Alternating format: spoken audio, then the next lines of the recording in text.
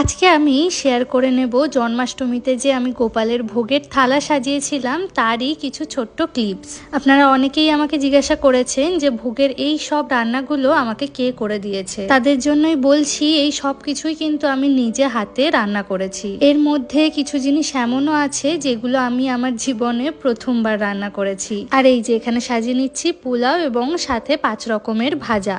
ভাজার মধ্যে আমি রেখেছিলাম ফুলকপি, বেগুন, ঢেঁড়স, বিট এবং আলু ভাজা। গোপালের ভোগের ছবিগুলো ছাড়ার পরে একজন দেখলাম আমাকে কমেন্টে লিখেছেন যে জন্মাষ্টমীর দিন নাকি গোপালকে অন্নভোগ দিতে নেই। সত্যি বলতে আমার না এই জিনিসটা জানা ছিল না। আমি ছোট থেকেই দেখেছি গোপালকে আমাদের বাড়িতে কিন্তু অন্নভোগ দেওয়া হয়েছে। এমনকি অনেকের বাড়িতে তো গোপালকে 56 ভোগও দেওয়া হয়, তার মধ্যে কিন্তু অন্নভোগটাও অবশ্যই থাকে। সেই কারণে আমার তো এই নিয়মটা একদমই জানা ছিল না। আপনারা যদি এই নিয়মটা আগে কখনো শুনে থাকেন বা জেনে থাকেন অবশ্যই কিন্তু আমাকে কমেন্টে জানাবেন।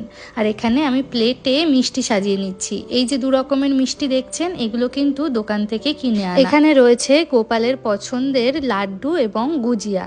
আর এখানে আমি একটু সুজির হালুয়াও করেছিলাম। এবার এই সুজির হালুয়াটাকে বরফির আকারে কেটে নেব।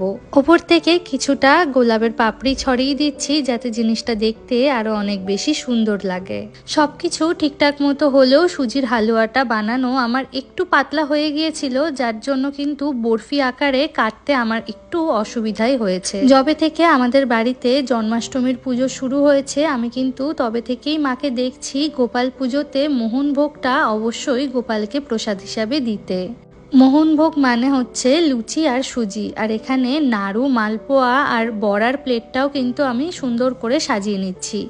আগের দিন তো আপনাদের ভিডিওতে দেখিয়েছি যে আমি নারকেল নাড়ু বানিয়েছিলাম। শুরুর দিকে আমি একটু ভয় পাচ্ছিলাম যে নারকেল নাড়ুগুলো শক্ত হওয়ার পরে ছাড়িয়ে না যায়, তবে না, তা কিন্তু হয়নি, একদম সুন্দরভাবে ছিল। এইবারের অ্যাটেম্পটা সাকসেসফুল হওয়ায় ভেবেছি লক্ষ্মী পুজোতেও সুন্দরভাবে নারকেল নাড়ু বানাবো। আরও একটা জিনিস আপনারা আমার কাছে জিজ্ঞাসা করেছেন, সেটা হচ্ছে এই শাড়িটা আমি কোথা থেকে কিনেছি। তাদের জন্য বলে রাখি আমার এক খুব কাছের বন্ধু কিন্তু আমাকে অ্যানিভার্সারিতে এই শাড়িটা গিফট করেছিল। আর আমার যতদূর মনে পড়ছে ও হাবড়ার ইন্ডিয়ান সিল্ক হাউস থেকে এই শাড়িটা আমার জন্য কিনেছিল।